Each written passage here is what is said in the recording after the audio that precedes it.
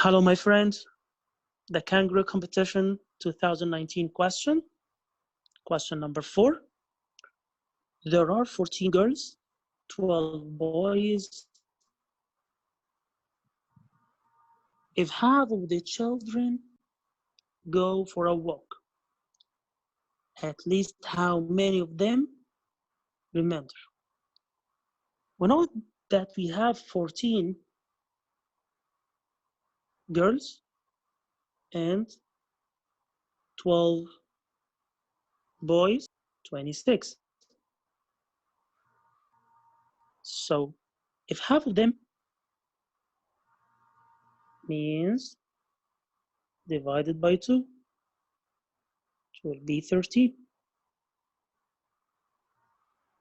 But the question is, at least how many of them remain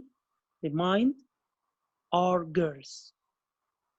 For example, if we say that I have 14 girls, 13 of them go out. So the remaining of number of girls at least must be only one girl. At least we have to find one girl, because if I have 14 girls, 13 girls go out, let's say the remainder will be one. So at least the number of girls must be one girl that we have. Okay?